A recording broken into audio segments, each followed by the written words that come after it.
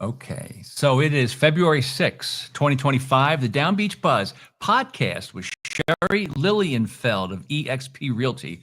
Whether it's Ventnor, Margate, Longport, Brigantine, buy, sell, rent, lease, anything, just chat with her. Sherry Lilienfeld of eXp Realty. And Sherry, you ready to do a quick rundown on the top stories and some big stories too, including Baglivo and maybe some great news about the wind turbines. You did some great work last night in Atlantic City. So are you ready? Ready to go. And Paul's not here right now. Paul Scollage of rate.com. He's taking a little break. But Paul Scollage, go to rate.com, buy a home, refinance, rate quote, whatever you need with Paul Scollage. So here we go. You all set? So big news that broke probably less than 24 hours ago is it looked like the Atlantic City Air Show is moving to Wildwood for 2025, maybe for good. And we blinked. So the story here is it's going to be called Wildwood's Thunder Over the Waves Air Show. This is a big story. Did Atlantic City lose the show for good? Did Atlantic City Mayor Marty Small do enough to save the show that attracts close to 500,000 each year? The news here is we think it was broken by Fox 29's Bob Kelly. He says the Air Force officials told him the Wildwoods have a signed contract right now to become the new home of the former Atlantic City Air Show.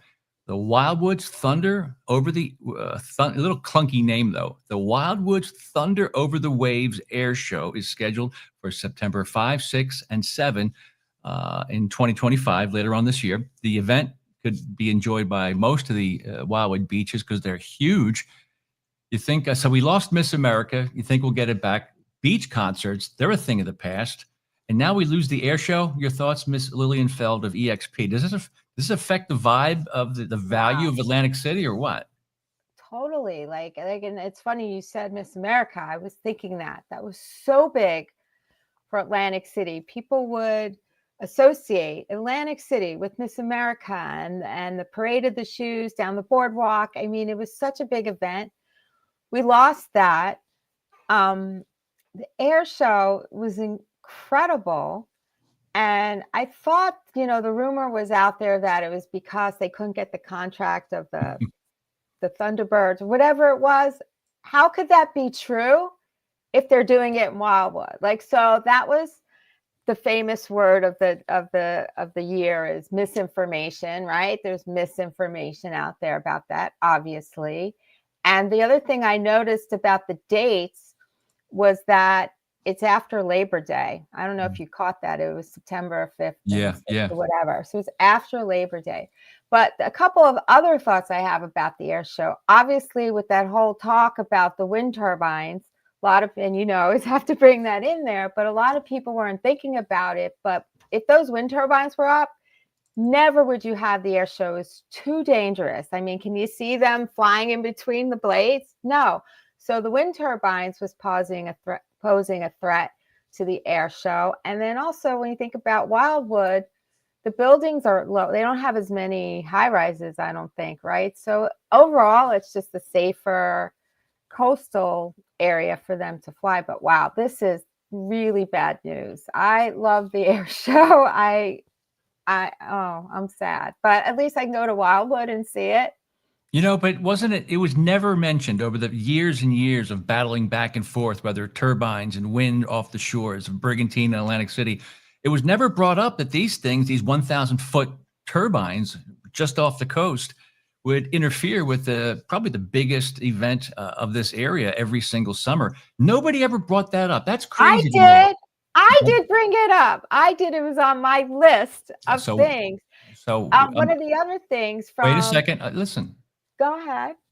Yeah, you brought it up, but how come the newspapers didn't bring it up? How come the media didn't talk about it? How come at city council? Well, quite frankly, I thought it should have been talked about from step one, like two years ago or so, right? Or what?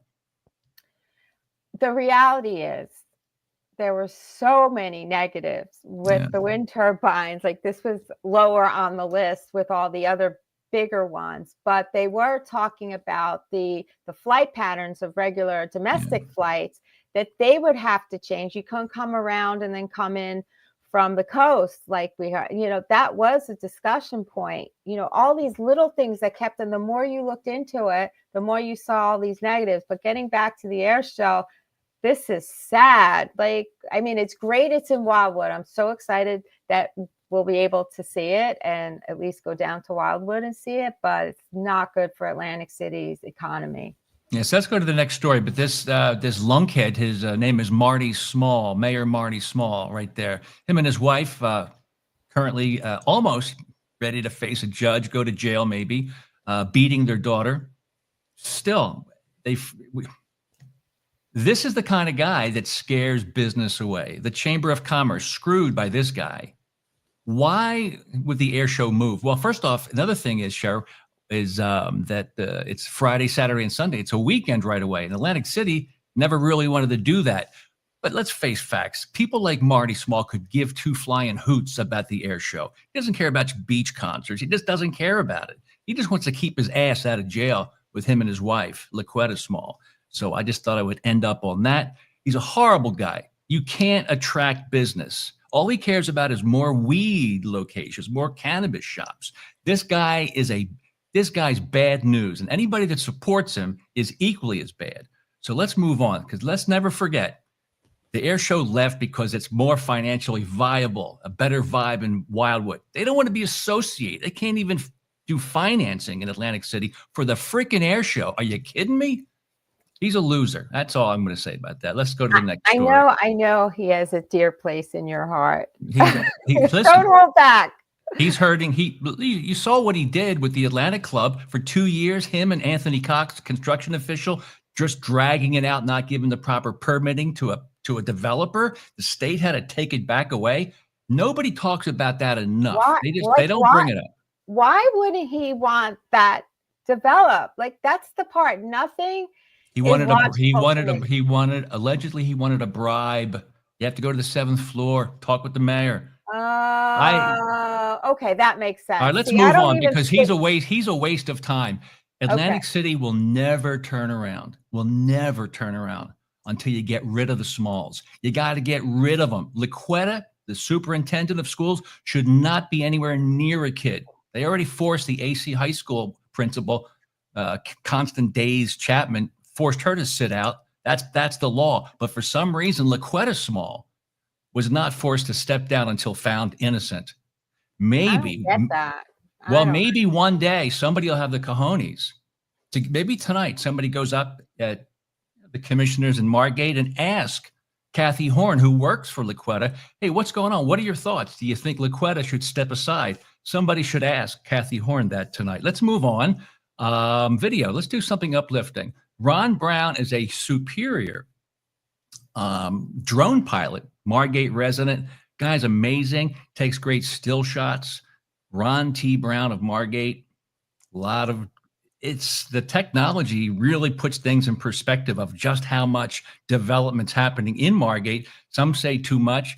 A lot of these buildings are awesome. The downside is that people get a little upset that they're kept in the dark about the size of these projects. All of a sudden, people go away for the winter, the snowbirds, they come back and they say, what the hell is this? Why don't we run that video? Sure. Let's see here. And it's only about 1.5 minutes. What do you say? Let me, here we go.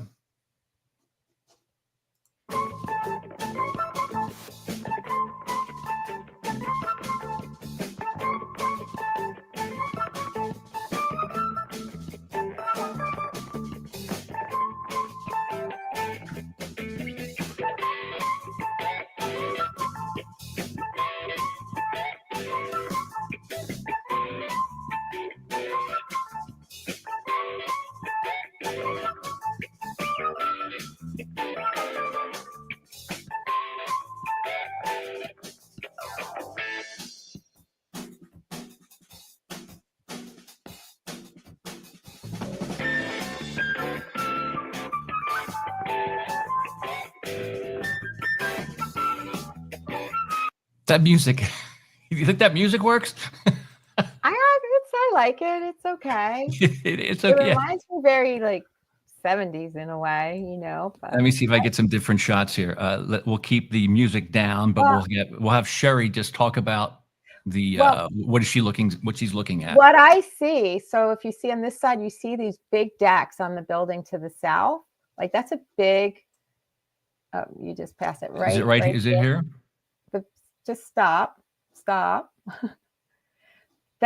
the building to the south, you see there's a big deck on the second or third floor. You mean right here? Yeah. No, the other building, the building to the south. Well, that's a big deck too. That one, and there's Okay.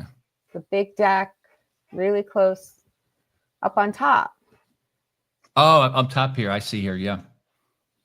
So you think people were expecting something this substantial, this big? It's really big. And actually what surprised me is two buildings. One is owned by Leeds, I think, and yeah, I mean, it's super big. And the other thing is, look how much it comes out into the water. But yeah. So we have the comments up. Okay. You might want to get some people that will ask some questions and say, what the hell? This video is only about a week old, I believe. It really puts things in perspective. But the days of being able to, Robin Scott of Ray Scott's Docs said all the time, I'm sorry, she always would say, our towns are changing. They're being overdeveloped. You can't even drop a fishing line anywhere. You can't even launch a boat. You can't even go and do any crabbing. It's, you always have these Jersey Shore towns say, well, we're a seashore town, but it's no longer, it looks like a big giant resort. And maybe that's a good thing. Maybe that's exactly the way Margate wants things to turn out. Well, I mean, I did say this before, like when people come to a shore community, they do look to eat on the water. And, Lamberti's languished for the longest time, but now that's on the water. And we didn't have anything else. We have Ventnors, but there weren't a lot of options for people. And that's what people look forward to doing when they're on vacation. They want. Do you think it hurts? Do you think it hurts when you privatize these beautiful views, or you build higher or bigger, or you don't provide any parking? Parking is that's the number one issue, parking. And you also can tell, hey, why does John Scott Abbott, the solicitor, he's pushing hard. He wants dredging back there. He wants that because he probably has interest in having this stuff dredged out, because at times during the day, you can't pull in and pull out with your boat. And the water park, they can't even be in operation when there's low tide. So those are the challenges of being along Amherst Avenue, is that for some reason, the state, they're just dragging their feet with this. They don't want to dredge, I guess. Well, I mean, you should dredge. And actually, if boats can get in there to come to the restaurant, like the Wonder Bar, it would help the parking situation if people can get in a different way through the water. Parking was a problem there before any of this development on the water. Yeah, huge problem. I know they're talking about the tram. So as long as people start using it, I think that would be a big help. The trolley car, whatever you want to call it. I think it's not going to. Is it another year of talking about that really good idea that someone's going to block it? The city council doesn't want it. They just don't want it. And I think well, why is it taking so long to even have a jitney go up and down? I think because they tried it before, but they didn't implement it right. It's great to have an idea, but you have to implement it right. So now they have new people looking at it. We have a new business administrator. So I think they're going to implement it differently. They're going to advertise it more, make it more known to people that they could use it. And if not for anything, if you're going to these restaurants and bars, you don't want to be drinking and driving. That's not a good thing. So all right, either Uber, bike ride. Well, actually, you're not allowed to ride your bike. Did you know that? You're not allowed to ride your bike. If you're drunk too, you could get the same kind of ticket, driving while intoxicated. Same thing as a skateboard. So speaking of Margate and representation, maybe the county could have helped, but Ernest Corsi, he's somebody you've never seen in the Margate Longport area at all. County commissioner, he's not going to run again. He's going to step down. Mr. Corsi is also the chief of staff for Mayor Marty Small. Great. Mm. So your good friend, Margie Reel, her handsome husband, Vaughn Reel, he announced that he was going to possibly run to be a commissioner, that seat occupied by Ernest. But now he has dropped out, I guess, because of Mr. Tibbet, George Tibbet, Atlantic City Councilman. You're friendly with a lot of these folks. Let's listen to the quick 1.5-minute audio of Vaughn. Did you hear this yet, Cher? I didn't hear it. I heard about it. So yeah, I'm anxious to hear it. So let's go. Yeah, you have no idea about it, or yeah, sort of, kind of. Sort of, kind of. Yeah. Okay, let me run. It's really wonderful. It's George is special. No, Vaughn is special. He took a shot at him. The Down Beach vote. And it was my belief that you needed to pull that Down Beach vote. With Ernest Coursey out of the race, this changes that dynamic tremendously. As a result, I am not going to pursue this seat because it is clearly now George Tibbet's advantage to win this. So I'm withdrawing. I won't be speaking at the convention. I do have a couple of words, kind words for George. And one of those is, don't make fun of people who go to churches and mosques and temples. There are a lot of them. Don't make fun of people who contribute their time knocking on doors, making phone calls, and emceeing fundraisers who don't have a war chest to make donations to both sides of the aisle. And out of University of Pennsylvania comes more than liberals and transgender supporters. Donald Trump went to the University of Pennsylvania, Wharton School of Business, one of the top 5 business schools in the world, as did I. That's not a bad thing, and people with degrees might get offended. Finally, don't threaten people. It's unbecoming. It makes you sound like a thug, whether you are or not, and it won't play in Down Beach. It might play in Atlantic City, but it won't play in Down Beach.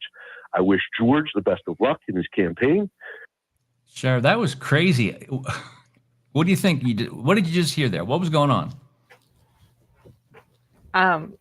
I did hear about that interview. I wasn't listening. I think there was what I think going on from listening to that is maybe there was some sling throwing of words that shouldn't have been thrown. You know, obviously, if you're running, I always feel take the high road, like the best, don't talk other people down, talk yourself up.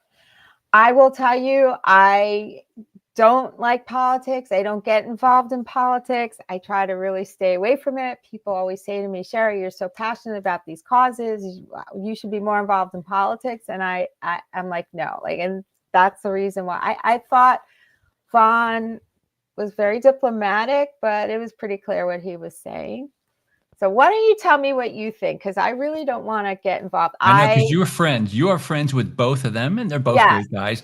We don't know what happened, but maybe. And Vaughn, you know what Vaughn is really, really good at?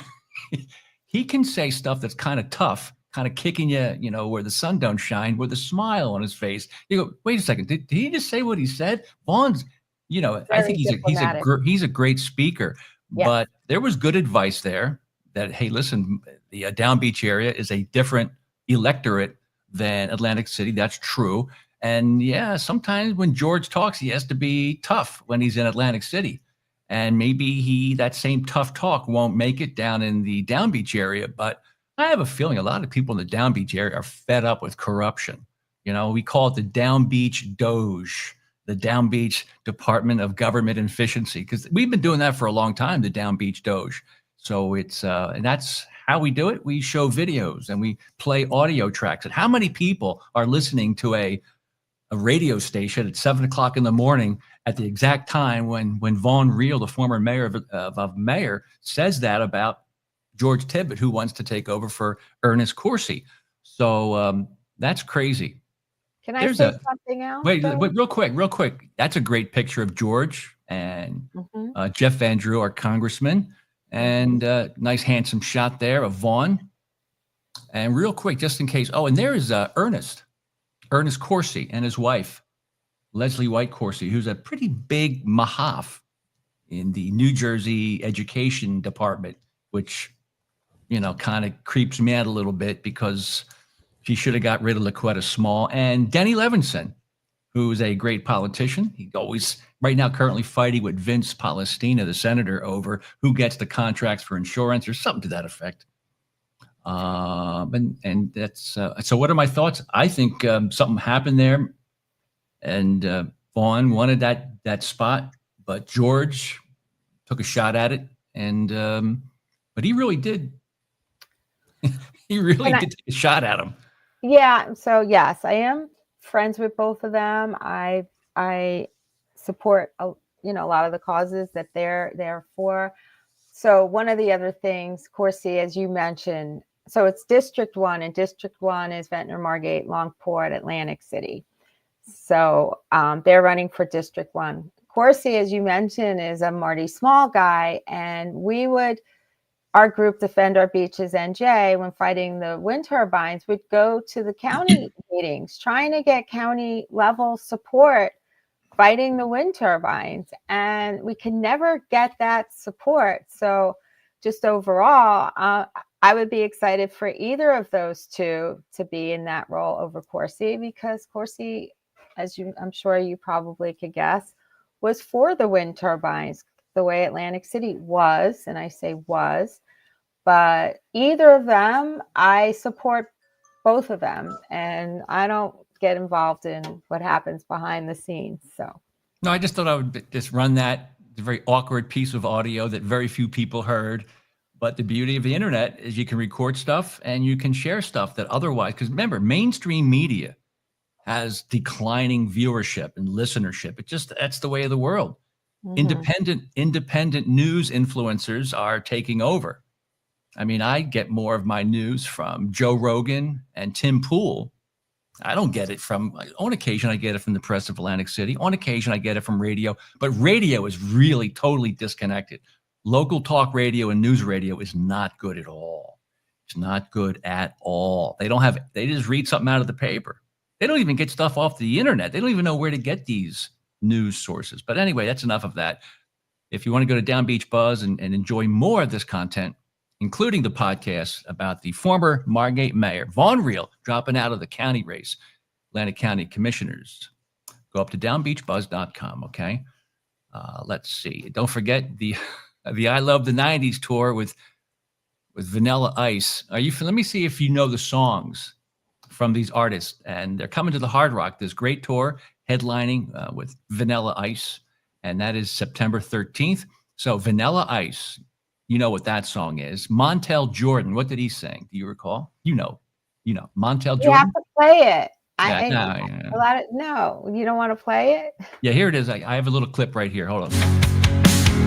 Her name is Sherry, super real estate pro. Sherry, super duper realtor to the stars. That's not it? That's not the one? All right. So, all right. Montel Jordan did This Is How We Do It. Oh, yes. Yeah. All right. How about Rob Bass? Say the song. Rob Bass. Okay, here's a clip of Rob Bass. It's raining bullshit too. No, that's not the right one. Hold on a second. Wait a second. Master of finance in his prime, turning pennies into dime. Paul Z, my bro from rate.com, crunching numbers like a math bomb. That's whole song. No, that Rob Bass did. It takes two to make a thing go right. It takes two. Oh yeah, sure. Okay. Oh, come on, what were you doing when the music was playing? How about Young MC? I need the song. I know, Young MC. But whatever. So that's coming to the Hard Rock. So that should be pretty cool, man. I love the 90s. Are they all coming together at the yes, same time? Correct. Yeah, what night is that? September 13th. You weren't paying attention because you were enjoying your song. All right, let's go to the next one here. I don't think you want to talk about the cannabis thing. All right, there's an update here with the Baglivo thing. So they all went in front of a judge via Zoom as a pretrial hearing or something to that effect last week. I don't know what really happened, but I do think some new court dates were brought up. And let me just bring that up. Can you just tell the listeners what the Baglivo thing is? Why don't you do a real quick recap, and then I will have this. I'll read this. Well, the recap is, so this is the property 2 blocks in from Coolidge. I forget what the cross street is. And Baglivo's the developer. And when it went through zoning approval, it was for 6 units and a couple of retail spaces. And the argument and parking for the 6 retail units. So the argument from residents around there was, it's not 6 units, it's 12 units. And the people that live there were told they couldn't park there. So now they're all parking on the street. A whole bunch of things coming up with inspections, and does he have certificate of occupancy, and just really not following the letter of the law for what was approved there. And that's what the lawsuit is about. Okay, very good. And you can get a refresher on all this, everything that Sherry from EXP talked about. You want to write about it. Maybe you want to comment on it, maybe read it, download the PDF files that we have. Go to the January 30 story on Down Beach Buzz. See new legal documents. That's Margate versus Baglivo, the zoning conflict. And you'll see here that we uploaded a variety of PDFs, the Baglivo brief. These are all really interesting. They're all juicy and spicy. And you wonder why, these are not easier to get. Hold on one second. Oh, jeez. What I do want to say is I really would love to see people's comments because, this is a very controversial topic. Not everybody shows up at the meetings. Unfortunately, very few people show up at the meetings. I'd love to see people's comments on this because it really is helpful to know what people are thinking about it overall. Yeah, you got to read this stuff. The Baglivo affidavit, the Baglivo counterclaim. Baglivo is actually going after Roger McLaren, the zoning official. Crazy. So all the documents are here, stuff that maybe John Scott Abbott would not easily provide. Well, it's currently under litigation. They wouldn't share this. These are public documents, but they're not easy to get. That's an issue. So anywho, go up there and check that out. We even have lots of audio. You can go back to April of 2024 and you can listen to Margate solicitor Abbott and Baglivo's attorney Eric Goldstein say things just briefly here. Mayor Collins. Here. Commissioner Blumberg. Here. Commissioner Horn. Here. Move forward with our department head report. Scott? Meetings today. Let's go over the one that we've had a citizen most upset about with the Baglivo project at Ventnor and Coolidge Avenue. If you would, I have Mr. Eric Goldstein here. Roger, Jimmy, and I met with the developers of that project, and I think we have a resolution we're trying to make. I know there's a lot of misinformation out there on the internet. It's a lot of misinformation out there, Cher. So there's that word again, the word of the year. He's referring to Down Beach Buzz because and sometimes the other sites, the other blogs, and Nanette on occasion will write about stuff like this, which would be good. But the press of Atlantic City stays far away from it. And it's a badge of honor to be a part of the misinformation crew, right? It's so funny because you have like all the documents there, the actual documents. So how is this misinformation? I'm so sick of that word and people misusing it. But go ahead. That's crazy. So listen, it's good that we're seeing that it's going through. So real quick, so here's the update because sometimes it's tough to keep up with this stuff. So let me, so there is another court date. So it looks like the judge is making them go before a mediator before the trial, and the trial will be later on in May. And I'll read some of these public documents here. Atlantic Superior Court Susan Shepard, in reference to the Roger McLaren in his capacity as a Margate employee versus Stephen Baglivo. A trial is scheduled for this case on May 21, 2025 at 9 a.m. before Judge M. Susan Shepard. Court-ordered mediation must be completed by the discovery end date. Ongoing mediation does not provide exceptional circumstances for a request for adjournment of trial. The attorneys must contact the court 1 day prior to trial to confirm if resolved. Please notify the court immediately. So that's the big news. I mean, I'd love to. You think it'll go in front of trial, or you think they'll, finally blink? Somebody's going to blink and and settle this thing prior to getting in front of a jury of their peers? Well, I kind of feel like the Margate people involved would probably want to settle through mediation, because this can get really, really nasty. And the one thing I also want to point out is Baglivo and his partner started showing up at Margate meetings in January. The original court date, I think, was January 31st, or first it was like the 17th or 18th, somewhere in mid-January, and then the end of January, and then somehow it morphed into this mediation the end of May. But they were showing up at meetings, and they started getting up at the mic and asking, Baglivo did, Steve Baglivo, asking questions, and everyone was like, what is their strategy here? Like, what are they trying to do? Also noticed a lot of social media posts from Steve Baglivo about the site and how he took an old medical building and turned it into this thing. So a little bit of PR stuff going on, which is kind of very interesting to watch.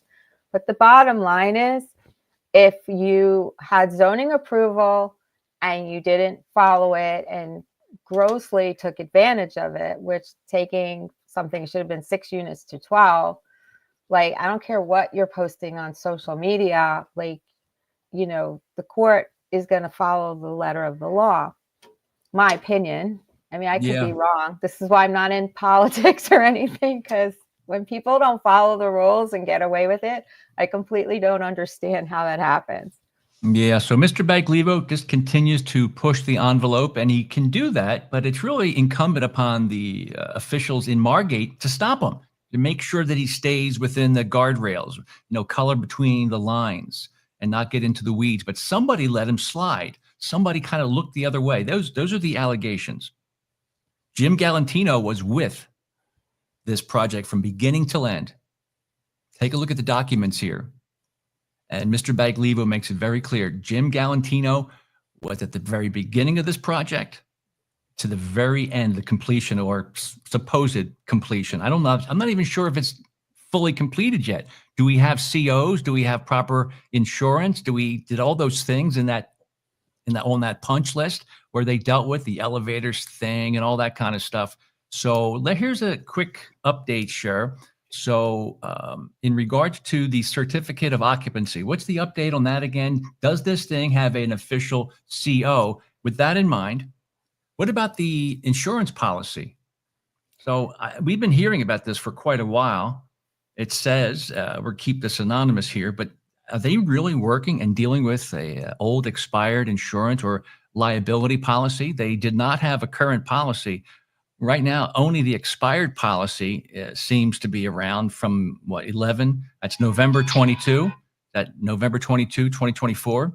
Somebody else did an Oprah request on February 2, 2025, and they got back after the Oprah request. They got back the expired policy. So without any TCO or certificates of occupancy for the buildings, without these really important things, people are wondering if the company writing the policy would renew. And as we continue, and we're just finishing this up here, if there's no liability insurance at 9710 Ventnor Avenue, that could be detrimental for the residents, the customers of Margate Gardens, the city of Margate, and the neighboring properties. I don't know. So what do you think about that? That's kind of creepy, yeah. Well, here's the thing. When you apply for a certificate of occupancy, you have to show that you have insurance. So without looking at what the date was when he got his temporary certificate of occupancy, that policy could have been valid at the time he applied for that TCO, and then it expired over the time of the lease. So that's the scenario I'm thinking could have happened. It could have been valid when he applied, he got it. The other thing is, maybe he's renting out without any certificate of occupancies. I don't know. As a licensed realtor, I would never lease something, again, following the rules, coloring between the lines, without getting all my paperwork, getting their certificate and occupancy, everything. I'm not going to risk my license by not getting those documents. But he's an owner, and obviously he likes to push the envelope. So maybe he I think operates more under that better to ask for forgiveness than permission. And look, there's lots of people like that, and that's where he is. So he probably used to get away with it.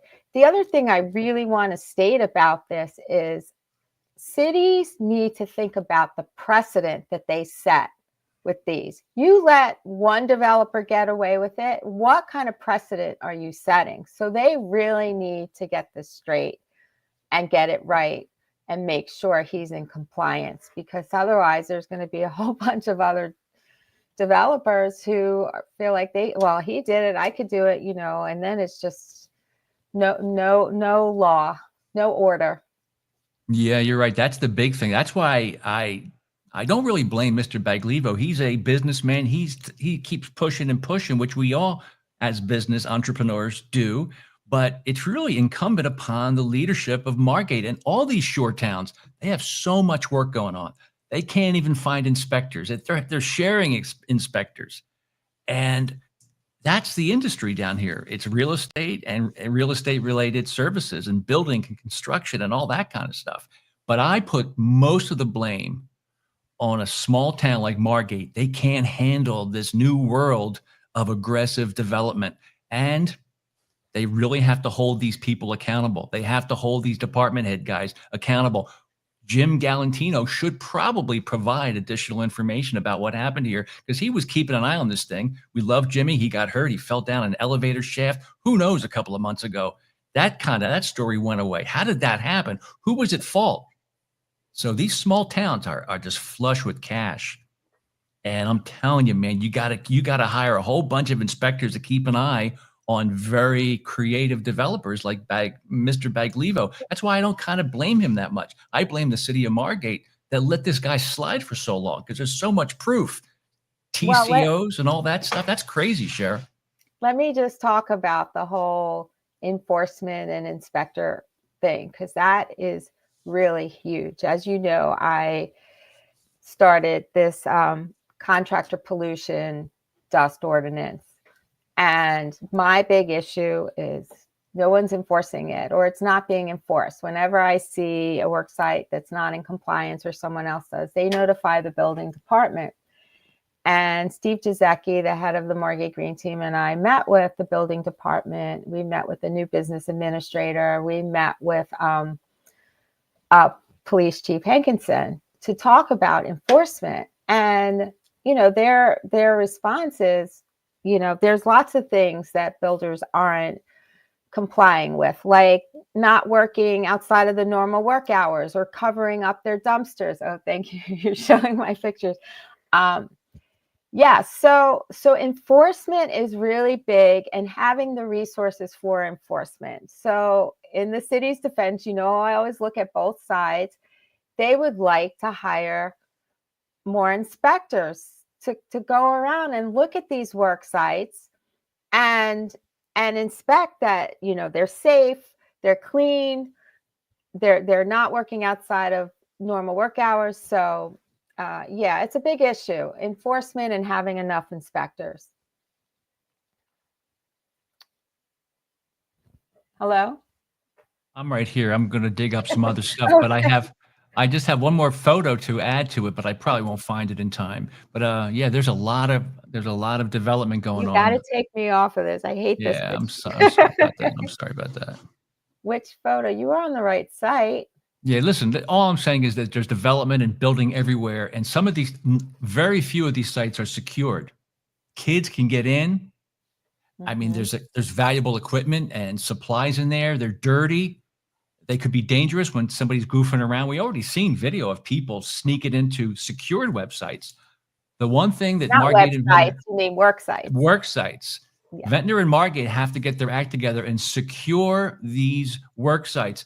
No ladders hanging around. That used to drive me insane. When I would see a ladder just sitting in my neighbor's backyard, you can't have an unsecured ladder. Somebody could use it to climb up to the second floor and they're in your house, Because how many people actually lock all their windows on the second floor? I don't know.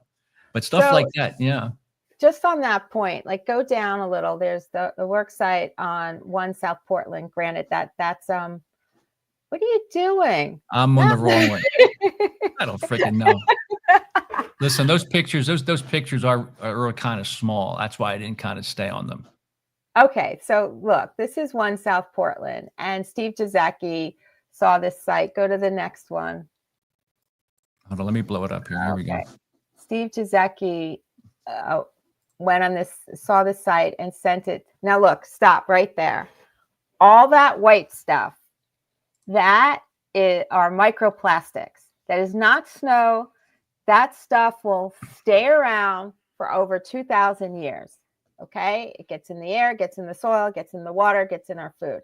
So, as you know, Ventnor passed an ordinance, not a resolution, about contractor construction, and we notified Dino. He's one of the inspectors. He's actually shared with Margate, and he said, okay, we notified the general So what happens is you have a general contractor, but they have subs, and the subs don't know what to do. But anyway, he did say, I am going to send someone around to all the work sites to check on this, which was awesome. Like if he's going to send someone to go around, okay, so this I want to say, this is Oasis Builders. They are doing the right thing. I want you to notice they have a hood over their saw and a bucket on the bottom where all the debris drops into. So it's not getting into the soil and the environment. It's going in the bucket and they dispose of it. I do want to give kudos to Oasis. This is right. And this is not the first time I've seen Oasis doing this. They do it routinely. So any GC that says, I don't have control over my subs, I'm sorry, that is weak. That is unacceptable. You do have control. It's called vicarious liability. And you need to tell them what they need to do. And that stuff is not expensive. That hood costs less than $150 on Amazon. Here's another site right by the beach. What kind of mess is that? Jeez. It's and this stuff blows all over, and then their idea of cleaning stuff up is blowing it out into the streets, which then gets washed into our stormwater, which then goes out to the bay or the ocean. Not acceptable. Sorry. Listen, now you got me woken up. Let's make it very clear. Ventnor, it's all this new development and building. Most of it is pretty good. It's pretty welcome. It brings more cash in. People are working, and it makes it more of a vibrant community. But these sites are not secured. They should be. They need to not poison or contaminate not just the site, but the surrounding neighborhood. All these microplastics are bad. They eventually get into the soil and they're there forever. And your kids are going to play in the backyard and they're going to inhale. They're going to come in contact with them. These are poisonous materials that, hey, could you imagine if we were still working with asbestos? This stuff is the same thing. There's fiberglass. Nasty, there's fiberglass. Yeah. And when they saw pavers, there's silica dust, horrible dust. It gets everywhere. Yeah. So, look, if you don't care about your kids breathing this stuff in, most people care about their dogs breathing it in. You know, your dogs are walking around the ground and they're sniffing it in and it's getting in their fur. And then they bring it into your house as well. So people really do need to care. Anyway, this is Down Beach Enviro Watch. That's so as you keep talking a little bit as I dig up the next slide here. Okay, so if anybody sees a work site that is not clean, compliant, even if they don't cover their dumpster, whatever it is, you're supposed to notify the building department. You can find that on, the city website, whether it's Ventnor, Margate, Longport. You're supposed to call the building department. Ventnor has it as an ordinance. Longport has it as an ordinance. Margate has it as a resolution. They're converting it to an ordinance. And even Atlantic City did first reading of this contractor pollution dust containment as an ordinance. So even Atlantic City is going to have it. You see a messy work site, you need to call the building department in that municipality. Northfield, I think, just passed it as an ordinance. I know they had first reading a few weeks back. Brigantine's looking at it. It's even in other counties. Oh, what's this? So Oh my This- God, I'm getting anxiety. This is maybe about a week old. I'm not going to rat anybody out. I try to avoid the names because I think what we want to do is put the pressure on leadership inside City Hall. So Mayor, Mayor Kriebel of Ventnor, who works at Colmar Hardware with the mayor of Margate, they can talk about this. They know this is a good problem to have. So much construction, they can't handle all the inspections. But take a look at this work site. It's massive, but it's not secure. I'm telling you, kids, people that are, it's already been proven that people are getting on the sites and they're goofing around. What happens, Sharon? Let me ask you this. A couple of kids, teens, they want to get in trouble. They walk in here after drinking a couple of beers on the beach and they go into the site and they start climbing up and they get hurt. What happens then? Disaster. Could Who be gets, who is liable? the contractor, I would think, is liable. The contractor is or should be liable. Should the city impose stricter oversight and say, listen, keep building, but keep the site clean, keep it secure? I worked with a guy who always had fencing and zoom cameras surrounding his property to make sure nobody was going in and stealing his tools, stealing his supplies, or going in, goofing off, and possibly getting hurt, falling through a incomplete floor. Sites are very, very dangerous. And then if it's dark out, these kids get in when it's dark.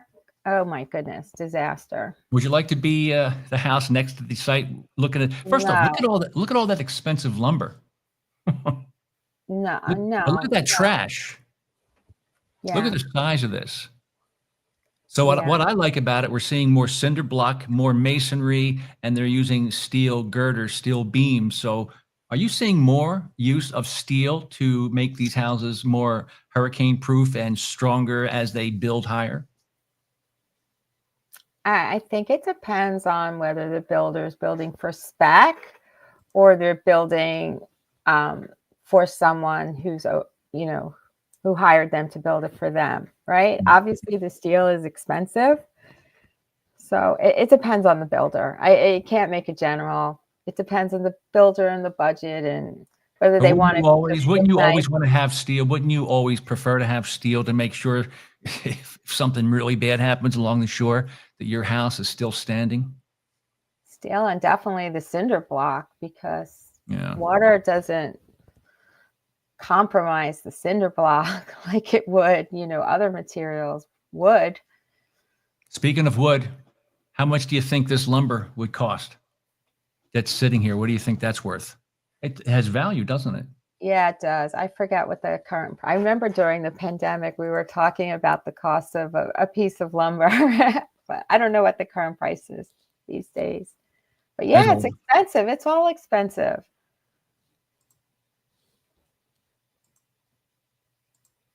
Anyway, Nice picture. What's that? that's I always take pictures of all these great businesses that I love to go to, but they close for the winter, and I hate that. I despise that. It drives me nutso. It really does. No, one more thing. Do you notice that at most, if not all, of the entranceways to the Atlantic City Boardwalk, they now have these big giant concrete bollards, maybe, or big giant blocks to make sure that a car or a big vehicle can't make its way onto the boardwalk to do something nasty? Have you seen these, Sheriff? These are mostly on every single on-ramp to the Atlantic City Boardwalk. I have not, but great idea. After 9/11 in New York, they started having big concrete pillars up so cars couldn't drive up certain streets with a car bomb. So And the same thing happened a couple of weeks ago in New Orleans when it should have been blocked off, but Bourbon Street, well, the guy got around the flimsy blockade and went right down and barreled and killed and hurt and injured and maimed in New Orleans just a few weeks back. Yeah. But the only thing is, and with all due respect, almost every single on-ramp to the Atlantic City Boardwalk has one of these big, huge concrete blocks saying no motor vehicles beyond this point. But the very first on-ramp in Ventnor doesn't have anything, meaning it's right there. Come on, guys. So Ventnor and Atlantic City have to work together better. They just have to. True. Well, I was wondering how police vehicles and the trash, the public works vehicles get on the boardwalk. Well, that's true. That's the other issue. But I'm just saying, we obviously remember a few years ago, a big giant 18-wheeler worked its way onto the boardwalk and found itself in Ventnor. Think about how crazy that is. Insane. Yeah. Anyway, did we cover? Okay. I think we covered everything, right? I just want to give one quick update on offshore wind. Our group, Defend Our Beaches NJ, has had, and the other groups fighting offshore wind, and of course with Trump coming into office, has helped the fight against offshore wind. And Atlantic City, who has been traditionally in support of everything related to offshore wind, last night there was a special meeting because over Christmas time, a bunch of us went around and had Atlantic City residents sign a petition to overthrow ordinance number 74 of 2024, which basically states that Atlantic City was going to grant easements and permits for Atlantic Shores to do all their work through the city and do all their work. And the ordinance said, no, we want to vote against this. By the way, that's an old video that they had. That video was from July 2023. You can even see really? They're running an old one? That was an old video. Yeah. Someone said, were you at that meeting? And I'm like, that's from July. Like, they use old videos. Anyway, Atlantic City, finally, every single council member voted to repeal or rescind at the ordinance 74, which means Atlantic Shores can't do their construction through the city. And it's fabulous. And we heard, Shell Oil, who was a 50% partner in Atlantic Shores, backed out a few weeks ago. And we're expecting EDF, the other partner, to back out. So they're going to be folding.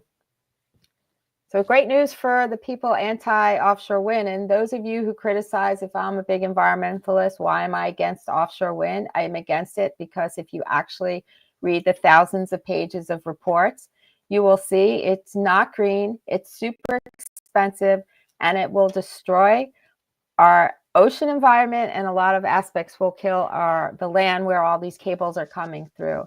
So there are alternatives, and it's not green and very expensive. Well, Cher, I understand the Press of Atlantic City, they wrote an article about the meeting last night, and it seems like some of you hooligans in the audience are starting to upset some of the Atlantic City Council people. Before the vote, Councilman George Crouch, he's known as the Animal, here in the Press of Atlantic City Councilman last night, George Crouch, who voted for the ordinance back in December, he said, yeah, I don't know what the hell I'm voting for, but rip up the entire Fifth Ward for these high voltage cables. But he took all you ruffians, especially you redheads out there, to task for their behavior in previous council meetings.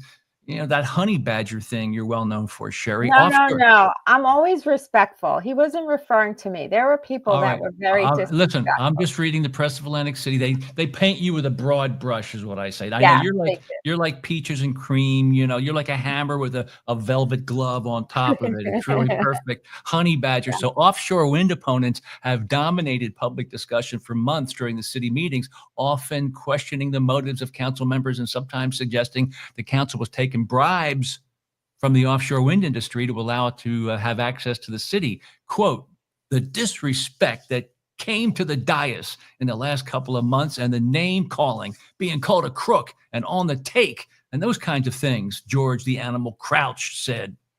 My daughter watches these meetings and would ask, why did he call you a crook, Daddy? You have to be respectful. And our good friend, Councilman Sporty Aaron Randolph, the council president, who works for the MUA, the water company, he does a spectacular job making sure the water is always safe and clean and cold and plentiful. But he said, you people came to the meeting from out of town to attack council members. How dare you? You people. And you would never behave the same way at their hometown council meetings. Sometimes they do. Supporters on council argue that Atlantic Shores would bring new industry, good paying jobs and development to the city. Wait. It's raining bullshit tonight. And opponents, on the other hand, said it would harm tourism, fishing, and real estate values. After the vote, Randolph, who also supported Atlantic Shore's project, moved to adjourn the meeting quickly. And what did Sporty Randolph, the Atlantic City Council president, say? I'm tired of seeing these people. I don't know. That's pretty disrespectful. But I mean, if we said you people, oh my God, we'd never hear the end of it. Listen, they've never had people show up. They get away with murder. So screw Randolph, man, and screw him. He wouldn't even be able to explain the pros and cons of wind. I mean, if I had to, I could play both sides. I know both sides of the argument, but he would not be able to tell you. He would just give you a couple of talking points. All the jobs and all the clean energy, all that BS, right, Sporty? I want to say something because you brought up something that just clicked with me. You said he works for the Water Authority of Atlantic City. I had brought up when it was the Green Acres diversion, talking about, and in my written comments, that you can contaminate the aquifer that supplies a lot of Jersey with clean water. You can contaminate it, okay? And him coming from the Water Authority should understand that. And last night, he gave only two people, he didn't want to hear from us. He says, 2 of you come up and you have 2 minutes. That was it. Because he didn't want to hear it because we were going to vote and he didn't want to hear what we had to say. But one of the people that spoke, she happens to live in Ocean Club, okay? She wasn't from another town. She was from Ocean Club, an attorney, very knowledgeable. She sent them a 96-page brief to look at before this. And one of her points was also contaminating the water supply. I think if not for anything, you'd think that would ring clear to him as an issue. But okay, look, the bottom line is, and I do want to say, they who said it? Your fans are read that. It's from Phil Neary. He's a big fan of yours down in Longport. Great job, Sherry. The council press said, I'm tired of seeing these people in the room. LOL. Thank you for representing Down Beach and Brigantine. But anyway, oh my God, I just lost my point. So you got me all distracted. Look, I want to say at the end of the day, look, they wanted to put that out there. They wanted to let us know, look, we're voting on this, but we did not appreciate the way we were treated. And I could respect that. And they're right. They weren't treated right sometimes by some people. Most of us were very respectful, but we come in with a lot of emotion. And that's okay. But at the end of the day, they did what I feel is the right thing. My opinion is they eliminated that ordinance. Atlantic City was the only shore municipality where council supported what Atlantic Shores was doing. And then they finally changed it around. Why they did it, I'm not going to get into all that here on this podcast. So what's the likelihood? What's the likelihood that the governor, Phil Murphy, will just overturn it? Or the DCA, the Department of Community Affairs? Isn't that the next step in most likelihood, or am I wrong about that? Under normal circumstances, yes, but Atlantic Shores had 50% ownership with Shell Oil and 50% with EDF Renewables, 2 foreign entities, by the way. Shell Oil pulled out. So 50% owner pulled out. Now you have the other one. They are on life support. And again, we have heard rumors that EDF is going to pull out. Phil Murphy would look really stupid if he said, I'm coming in. The other thing is the Bureau of Public Utilities voted. They went in with a 4th solicitation. What the 4th solicitation was, they were asking for more money from ratepayers, i.e. they were asking for BPU to approve a higher rate than what they got in the first 3 solicitations. BPU rejected that. But when you go in for your 4th solicitation, another solicitation, your contract says the other contracts you have are null and void. That was just rejected. Game over. They did not get their rate increase. See, we were paying for this project through taxes and our rates. We were paying for it. And I don't like talking politics, but Trump said, he goes, the energy business is a lucrative business. If you need to have subsidies from taxpayers and ratepayers, there's something wrong with your business model. So we Let me said tell you, enough. We're Phil not Mur- paying anymore. Governor Phil Murphy didn't have a good week so far. He might or may not have a migrant living above his garage. He talked about that live. That was a pretty stupid thing to say. Then he finds out that all the money's being pulled away from his green wind turbine thing. And Governor Phil Murphy, he was I guess an envoy to Germany, an ambassador. That's his only background in politics. But did he ever run a town or a council meeting? He just was a Goldman Sachs guy. How we allow really rich people to make decisions about us, they are so far away from what we deal with every single day. He has no experience in what we deal with every single day. Yeah, I mean, I go to a lot of council meetings. I mean, in all honesty, most people who sit up in council or mayor, there's no school that they go to, okay? There's no school that said, this is how you're a good mayor, or this is how you're a good council. There is no school. So that doesn't surprise me. I see it a lot. But to your point with Phil Murphy jumping in, the fact that the BPU, keep in mind, they are run by the state. And they said, no, we say no. We're rejecting this fourth solicitation. Game over, okay? That means the third solicitation they had is null and void. So they don't have a guaranteed rate from us. They don't have that guaranteed income. So, and I heard rumors that Atlantic Shores is going to be, that Atlantic Shores is going to be selling the land that they were going to use right next to the Ritz as a landfall site. I have to research that. Okay, this is not, someone asked me if this is an AI generated picture of me and Van Drew. No, I see him a lot. I won't say where, but I run into him at certain business meetings, and I always talk to him because, he used to be a dentist. I don't know if people know that. He was a dentist, and Zach, my husband's uncle, was a solicitor for a freeholder for Atlantic County, and his father was a lawyer in Pleasantville, and Van Drew used to be their dentist, and so we would just tell stories. So like about before he was in politics, and he would tell me some funny stories about my father-in-law and his uncle, uncle-in-law. So anyway, it's just very interesting. So I do run into him. He's very nice, and he is always very dapper in his very, very, very well dressed. Yeah, and he's a great speaker. And when he's up doing his thing in Congress, he's really reserved, forceful, direct, kind, respectful, but tough. He's really good. It's not easy to be tough and keeping your cool, because these topics, these issues, it's easy to start raising your voice and your blood pressure.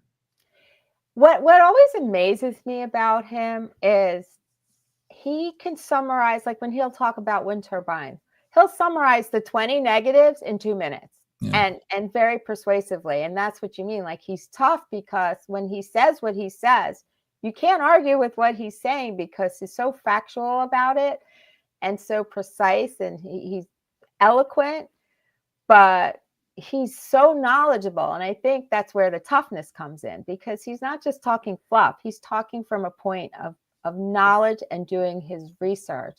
And he was one of the early people, one of the early examples of a Democrat flipping to being a Republican. But either way, people, even when he was a Democrat, Republicans liked him in South Jersey. For the most part, he was always an independent guy. But then he got uncomfortable saying, I can't follow Miss Pelosi. Same thing with John Fetterman. He does a lot of stuff that seems like he's a rogue player in Pennsylvania. He's a good guy. And even George Tibbet, he just flipped parties from Democrat to Republican, not because he was anti-Democrat. He was just, he needed to beat Marty Small. And the best way to beat Marty and that crew was to become a Republican. And so that's what people do down here, especially along the shore.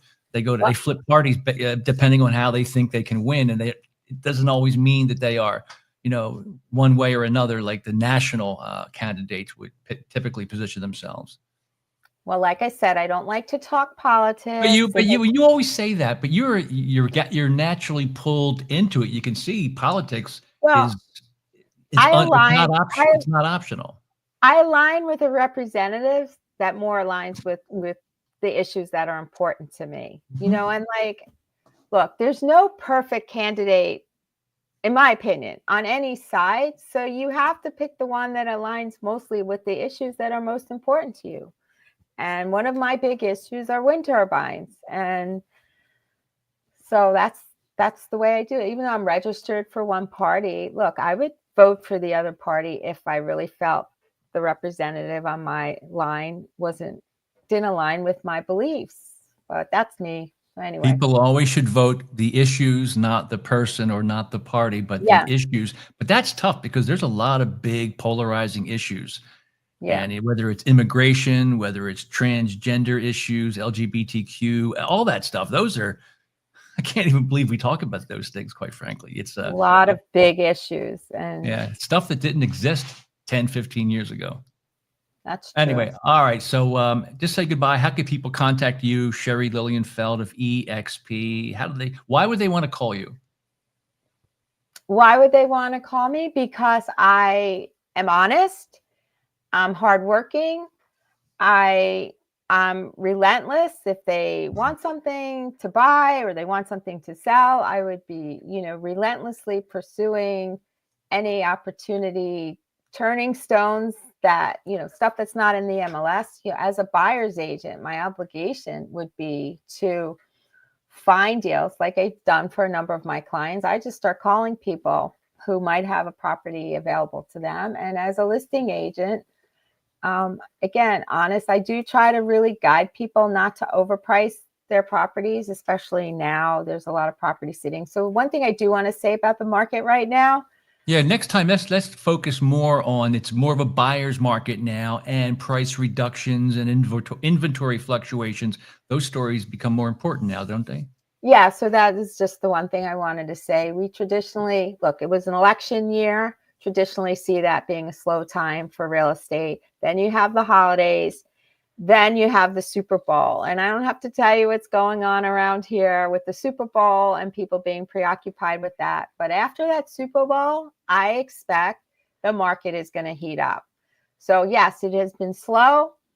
February 9th, after February 9th, if you have a house to list, call me. My number is 609-287-1795. I can talk to you about listing your home, but you have to be reasonable. There are a lot of properties sitting because they're overpriced. You have to price right for the market. But after February 9th, I expect things to heat up. So, okay. Should we say goodbye? Sure. Her name is Sherry, super real estate pro. Sherry, super duper realtor to the stars. Real estate.